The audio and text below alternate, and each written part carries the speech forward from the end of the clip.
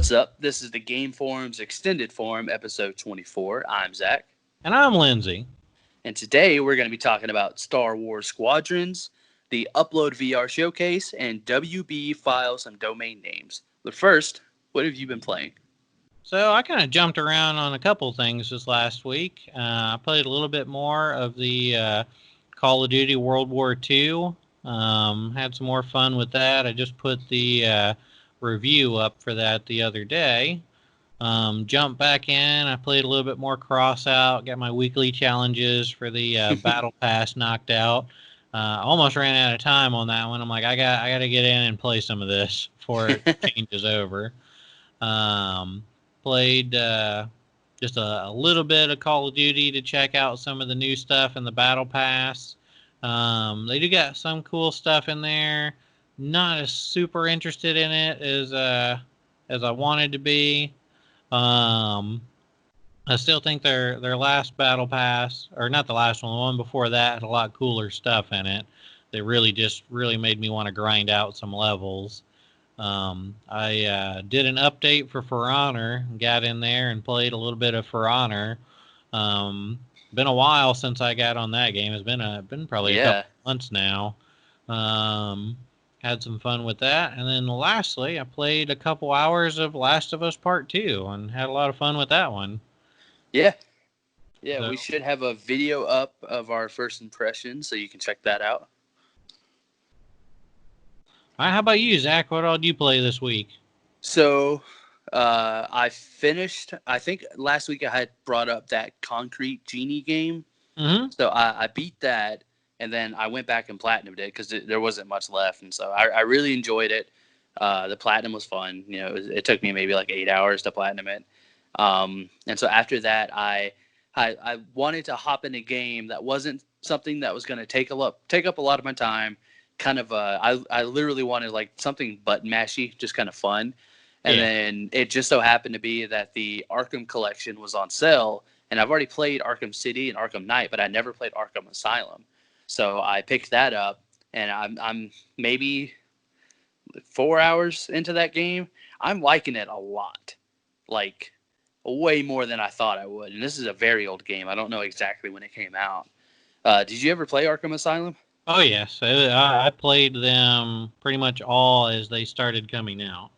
I'm really enjoying it. Like, I was not expecting it to be as big as it is, because you kind of like, once you get out of like the jail area, it's like you're on this whole island. And I really liked it's such a small and contained story, because I didn't really like Arkham Knight at all. I felt like that game was really bloated, and I was kind of like overwhelmed by the amount of villains that are there. I do feel like it would have been better if you started with the original Arkham Asylum and went up, because each one pretty much expands in scale and adds more things. Yeah. And like adds more villains. So if you started with like the last one, I think that'd probably be like the worst way to go. Yeah. So I started with Arkham City, and I liked it. And then I played Arkham Knight, and I just felt like that game was just like, oh man, the city is huge. Like, everything about this is crazy. But then going back to like Arkham Asylum, I really am like, man, this is super impressive.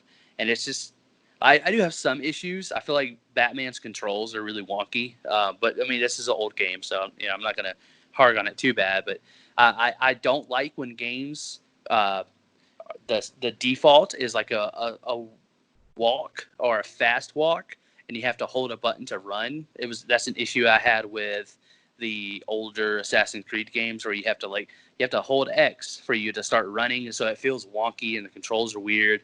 There's one thing I didn't like about the Gears of War games, is that you had to hold down A in order to start running, and like the turning was terrible, so you had to like run in a straight line and then stop and move and then run in another straight line, and I didn't like that at all.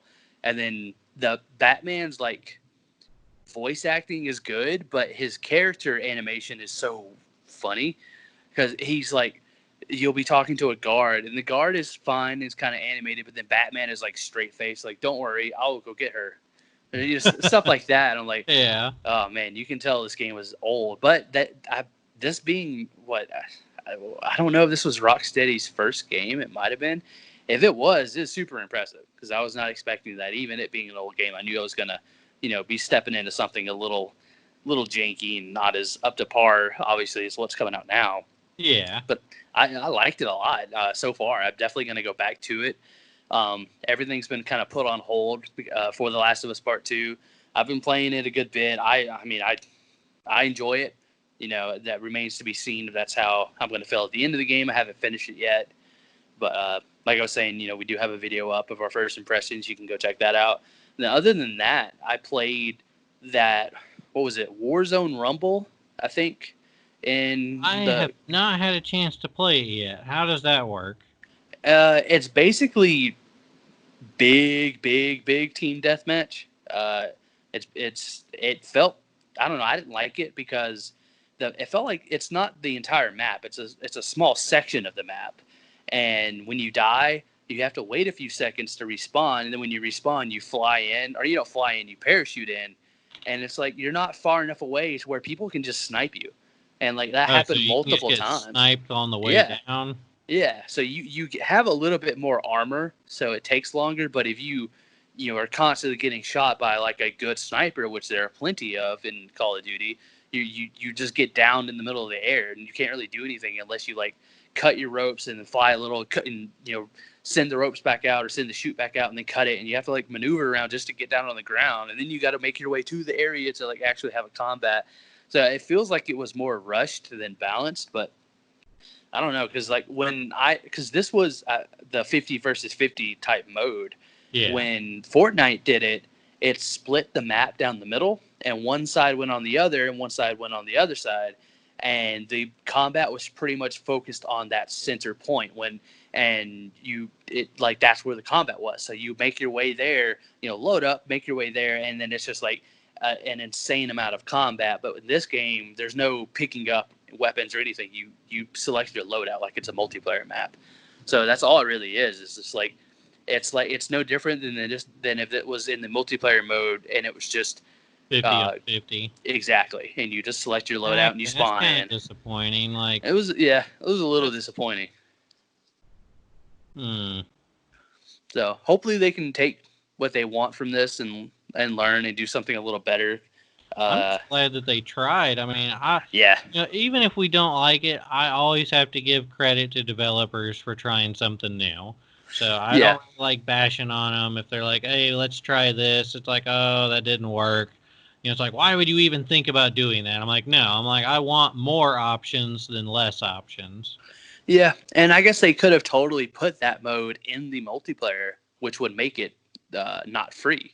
But because it's in Warzone, it is a free mode, so I'll give them that. But other than that, that's all I've really been playing. Okay. So I guess we'll move on to the news. So EA Play was this past week, and there was a couple of exciting announcements. But the one that really stood out was the gameplay reveal trailer for Star Wars Squadrons. What do you think of that? So I went into this being like, okay, it's an EA game. You've screwed me before, EA. I'm going to be really cautious. And they put one trailer out one day, which looked really good.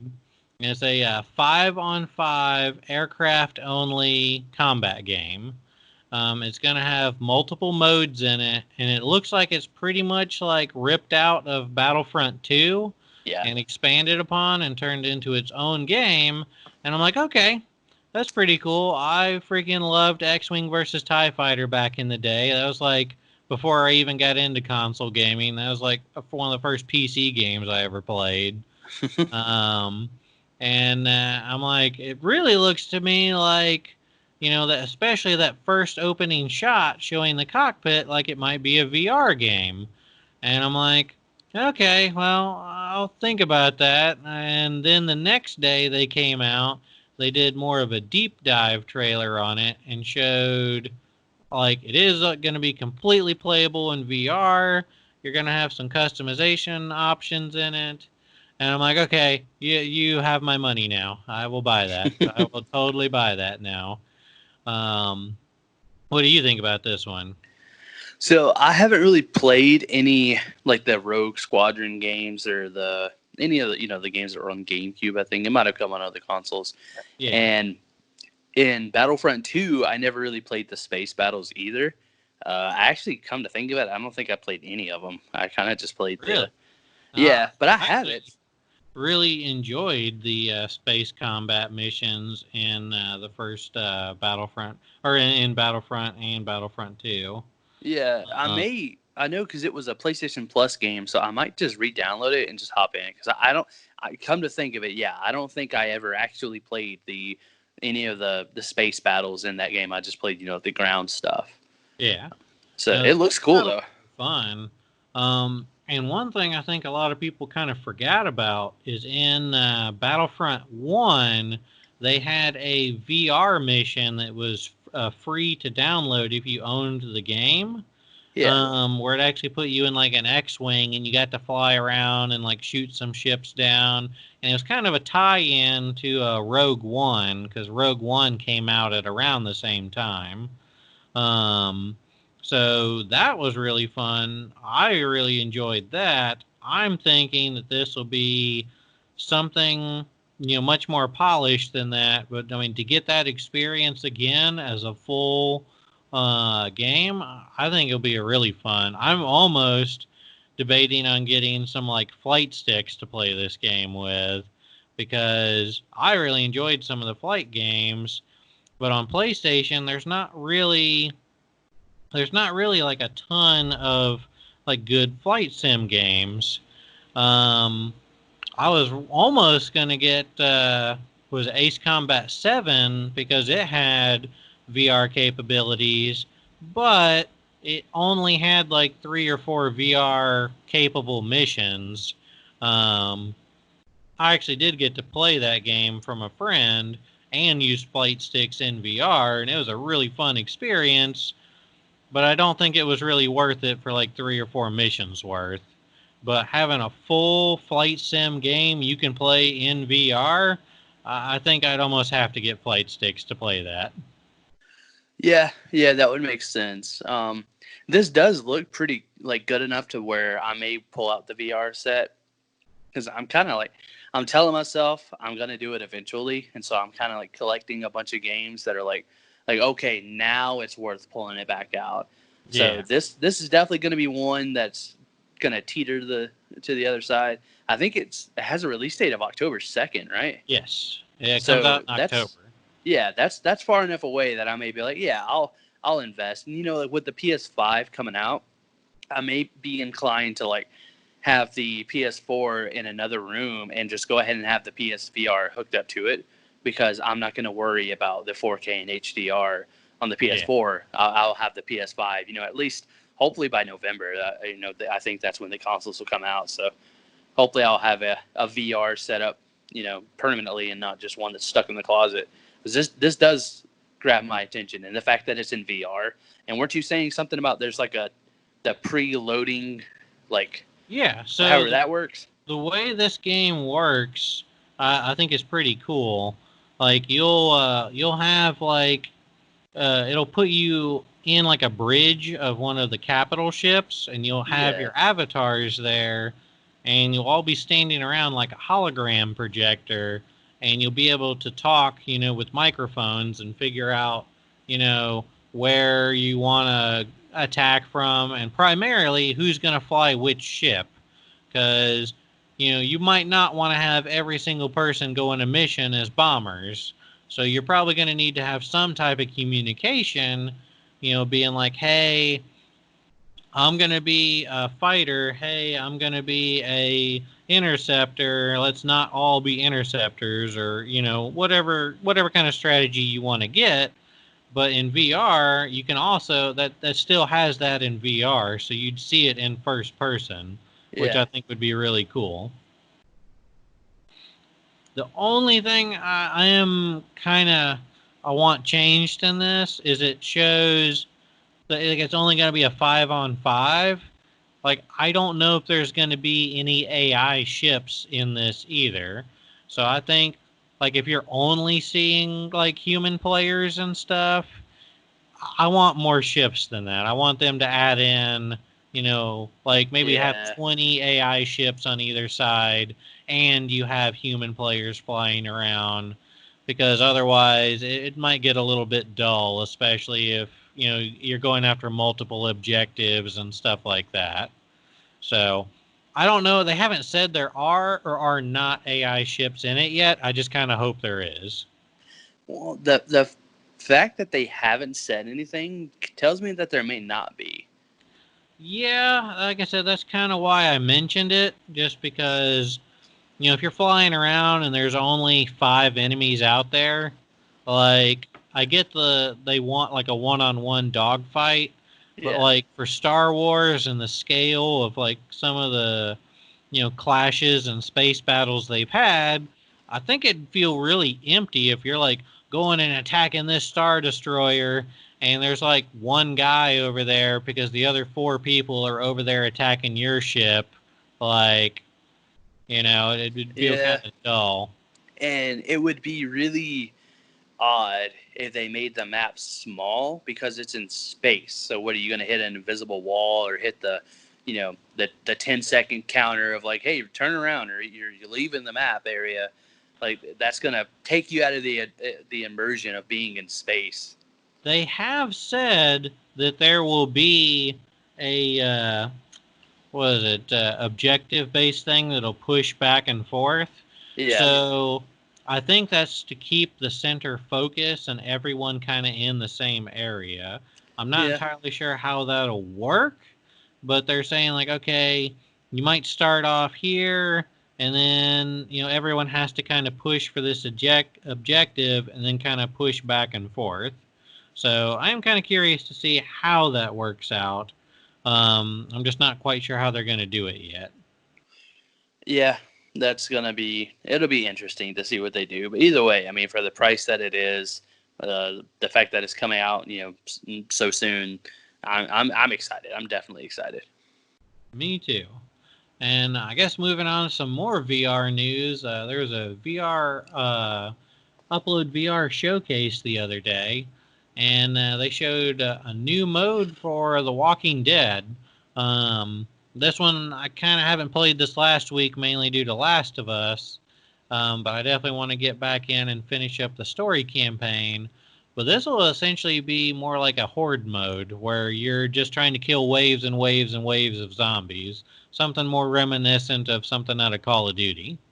I think this will be great for this mode, or great for this game, especially when you have people over giving them a taste of like VR and how to play it.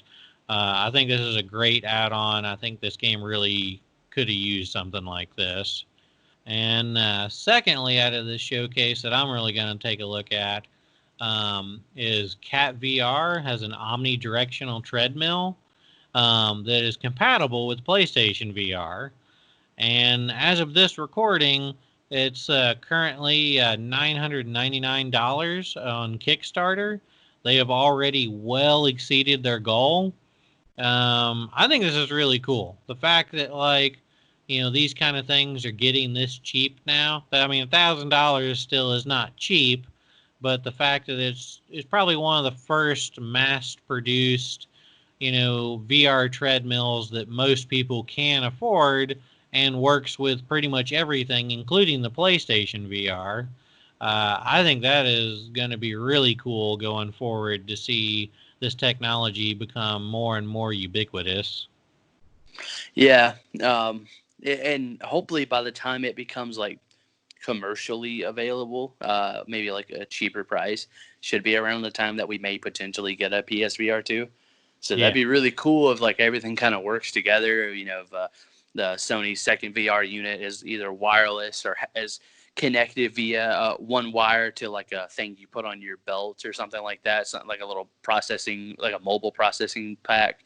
That'd be really cool. Like they can really change the game with VR as long as they got to put the money and research behind it. But I like imagine like a Call of Duty like that or a first person shooter in VR that is as polished as something like a Call of Duty, and you use the treadmill with it. Like that'd be so cool. So how far off do you think we are from like Ready Player One now? Because we got VR headsets everywhere. Like omnidirectional treadmills are coming out. Like when is this all going to come together and we just we just come home from our terrible jobs and just stay in VR all day? I'm gonna say no less than 5, no more than 10, and I think James Cameron is gonna be the one to do it. You're I probably think right. the last Avatar movie is going to be exclusively in VR. I almost feel like that he's crazy enough to do that. I even see like the V and the R in Avatar being capitalized. Oh, you're right. It's gonna I happen. totally buy it. Okay, for when that movie comes out 10 years from now, Yeah, we predicted it here first. yeah. You heard it here first. Moving on to the last story, WB filed domain names for Suicide Squad and Batman Gotham Knights. Now there's an event in August that is a DC focused event, and there's a rumor that WB is going to be there. WB was supposed to have their own E3 conference this year, but of course E3 got canceled. Uh, and then there's rumors that Rocksteady is working on honestly, there was rumors that they were working on not a Suicide Squad, the Superman game. Yeah. And then those kind of like disappeared, and then rumors started coming up about them working on a Suicide Squad game to kind of coincide with the movie that's supposed to be coming out. Mm-hmm. And so seeing this is kind of like, oh, okay, well, yeah, it pretty much confirms that Rocksteady is working on Suicide Squad, and WB Montreal, the studio that made the Arkham Origin game, which is kind of like the redheaded stepchild. No. Yeah, they're working on another Batman game, and it's supposed to be kind of a reboot, which I feel like would be a stupid decision, but that might be this Batman Gotham Knights. Now, none of this is, like confirmed true, but WB did file domain names, and the last time they did this, they filed it for Arkham City and Arkham Knight. Yeah. Well before those games were actually released. So it seems true. They're gearing up to release or to announce these games. They've already said when they're going to be announcing stuff, so it makes sense. So Suicide Squad might be interesting, but I'm also worried that Rocksteady might be doing a live service game approach. Oh no! That's How would they what I'm do a worried about. live service Suicide Squad style game like Arkham stuff? I'm trying to picture how that'll all work in my head. I think it's the same way that the Marvel's Avengers game is going to come out. You know how it's kind of like a service game too, which would be cool. You got a Marvel service game and then a DC service game made by single player focused developers. And I don't want to, throw any horns out there, but the last time a single player developer made a game live service, we got Anthem. So we'll have to wait and see. Hopefully these won't be anthems, but we don't know. These are good properties that I feel like the people that own these properties are going to make sure that they don't make, poor decisions in terrible games. At least I would hope so. We're gonna cross our fingers on this one. Yeah. So I thought that was interesting. There's nothing really more to it. It kind of like happened this morning, the day of recording. It could come out. I guarantee you by Monday there'll be a write up on like IGN and GameSpot and all that kind of stuff about this. So hey, you heard it here first too. I guess not because this is going to come out on Monday. So if we can post this before anyone else does, then we broke it. But no. Yeah, it's kind of ironic that I'm playing Arkham Asylum right now, and I may be like, you know what? I'll replay Arkham City. And I might just watch a summary of Arkham Knight because I really don't want to play that game again. I remember most of it, at least like the story points, and the gameplay was fine. But the Batmobile sections were like a joke. They were terrible. I remember hating those. But like everything else about that game was really good. I really like the. Well, I guess you've played Arkham Knight, right? Yeah, I was about to say. I just remember one of the most annoying bits in that game was like trying to shoot the other super tank and like you had to keep sneaking around behind it and like shooting it and all this stuff. Like, why does Batman have a giant tank thing? It doesn't feel very Batman to me. But then you have the moments where you're just going through the city and the billboard has the Joker face on it, and then you look and then it's gone. And like those moments are awesome. I really like that. So stuff like that was really cool, but I don't know, this Batman Gotham Knights, hopefully it's not a reboot because Now, what? did you play the Batman Arkham VR game? Yeah, I did Okay, play that. because I think that's technically the last. No, I guess that's not the last one in the franchise, but it definitely has some big story beat moments to it. Yeah. I don't remember a whole lot because I think I played it like maybe 3 years ago. Uh, it was shortly after I got it because I got the VR in January of 2017 for Resident Evil 7. And then I think that Batman VR game was either a launch window or launch title for the PSVR. I can't remember exactly, but I did play that around the time, at least the first 6 months of me purchasing the VR unit. So I don't really remember the story. I do remember some points. I remember the morgue and Yeah. the Bat Cave and stuff was really cool. But I don't know. I never played uh, Batman Arkham Origins. I know that one was not received very well. Wasn't there another game called Blackgate? Wasn't that a? I can't remember if that because Blackgate was the Blackgate prison, but I don't remember another one in the Arkham universe. Yeah, I can't remember Arkham Origins. I know that was. I think that was a game. I think there was Yeah. Arkham Origins and then Blackgate, but I can't. I don't know. Either way, I haven't played either of those games. But this is the team, the lesser team, I guess, of the Batman games. Hopefully, it's good.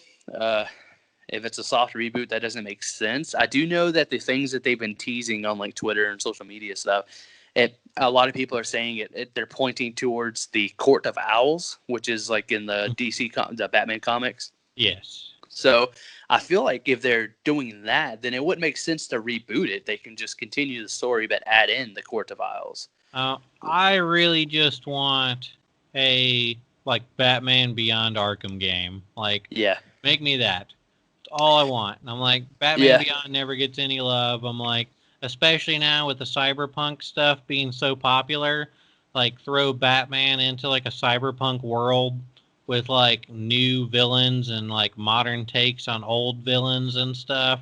Anyone who's ever seen the Batman Beyond TV show, you have every idea what I'm talking about. I'm like, that would be an awesome video game. And it would be so cool. Like, can you imagine like being the new Batman game comes out, or the trailer for the new Batman game is out, and it's showing Batman, of course, looking like Batman, and you're fighting people, and then I don't know what the Court of Owls is. I'm not a huge Batman fan, but something happens that like, oh yeah, that's the Court of Owls. Oh, this is crazy, and it shows him going back to the Wayne Manor, and then he goes in, and then you see Alfred, and he's older than you would expect, and it's like, oh, okay, man, he's gotten old now. And then you go into like the big library room with the big fire pit, and then the chair, the guy turns around in it, and then it's like hey, who's like, hey, how are you? And it's like, it pops up Bruce. That's who he is, and you're like, wait, what? You're Bruce? Then who am I? And you take off the mask or whatever, and then it's revealed that you're, it's Batman Beyond. Like, that'd be so cool, but no, I don't think so. I don't think it'll happen. I don't think it'll happen either, but I really want it to. Like, I think that'd be so cool. Like, I have this. Yeah, I know. Like, I have the same theory for the next Splinter Cell game. Like, you're on the mission, you're doing all the Splinter Cell stuff. It's like, oh man, this is so cool. It's a reboot, whatever, but it looks cool. And then it's like, oh man, it's not Michael Ironside, it's someone else. And then you go back to the chopper, and then you get them there, and then you take your mask off, and it's someone different. You're like, wait, what? Okay, so it's just completely different. And then you go back to the base, and then Sam Fisher is there all old and stuff, and you're taking missions from him now. Like, that'd be so cool. I guess tell us in the comments down below if you really want to see Batman Beyond Arkham. Let's do this. Let's make it happen. Yeah, let's wish it into existence. And until next time, don't forget to like, share, and subscribe.